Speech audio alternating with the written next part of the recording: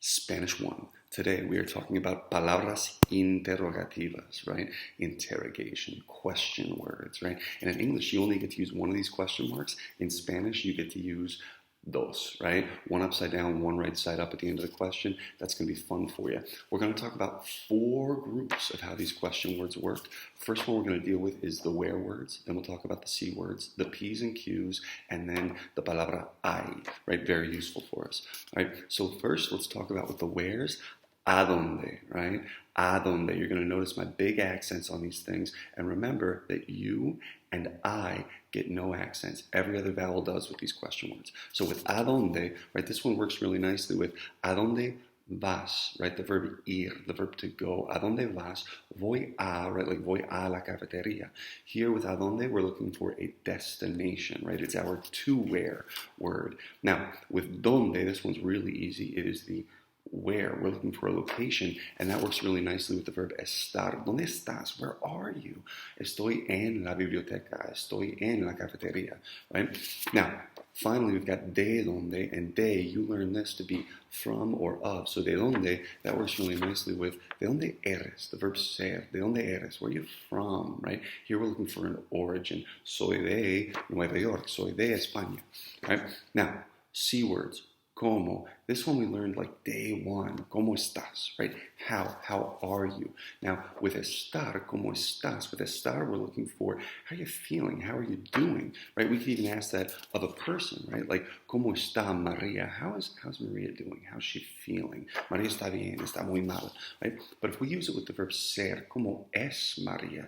There we're looking for some information about what kind of a person is she, what she look like, right? And there you might find yourself using adjectives like, oh, María es cómica, es alta, es morena, right? So remembering that, como with estar, we're looking for how you feeling, and como with ser, physical or description of somebody's character, right? ¿Cuál? Here we're looking for which, right? Or like which one, like ¿cuál es tu clase preferida? Easy question, right? Easy. Español, right? Or cuáles, which ones? Like for instance, if you're doing a little bit of shopping, like cuáles zapatos vas a comprar, right? Which shoes are you gonna buy? Right? Moving along with C words, we've got cuánto or cuánta. With this word, you've got to be thinking about much. You got to be thinking about singular.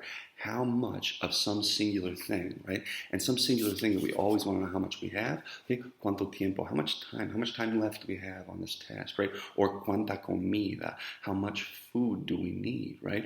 Cuánto with tiempo, because tiempo is masculine. Cuánto, masculine. Cuánta with something feminine like comida, right? ¿Cuántos? Well, you've guessed it, right? Here we're going to be thinking about many because we're talking plural, right? So there we could be thinking, for instance, like ¿cuántas chicas hay en la clase? Or ¿cuántos frat boys hay en la casa de los frat boys? Right? But that's what we're going to do with ¿cuántos and cuántas. ¿Cuándo?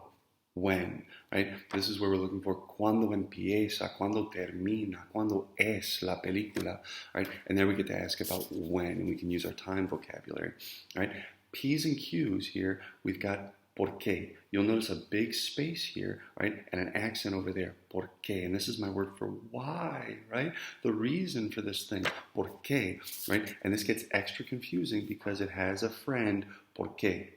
One word, no accent. 2 words, 1 accent, why. 1 word, no accent, because. So you're going to find yourself using these things together, but keeping them separate where you know this one's got a space and an accent, and this one has no space, no accent. That's going to be very helpful to you. All right? ¿Quién? Who? All right? So for instance, if we're talking about the movies, ¿quién es tu actor preferido? ¿Quién es? Right?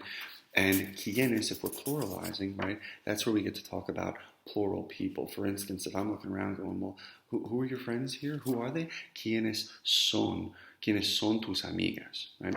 There I can be using it to ask about plural people. Right? Really general Q word, ¿qué? Right? This is my big what, right? So, ¿qué comes? What are you eating? Right? Or ¿qué haces? Hey, what are you doing? Right? That's my K. And remember, that K has an accent on it. Finally, getting to I. Now, this is one that is very powerful. It's 3 letters, but it has 4 different uses, right? Remembering these, that if we use it as a question, I can use I to be asking, is there, or are there, depending on what comes after it. And as a statement, I can be saying, well, there is, there are, right? I. Okay. If you need more help with this, if you want to look at a resource, check out your book. Page 56 is a great place to look at all these, get some examples, right?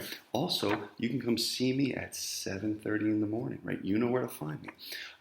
Make sure that you do the post activity here and watch the video again if you need to. Muchas gracias. Hasta muy pronto.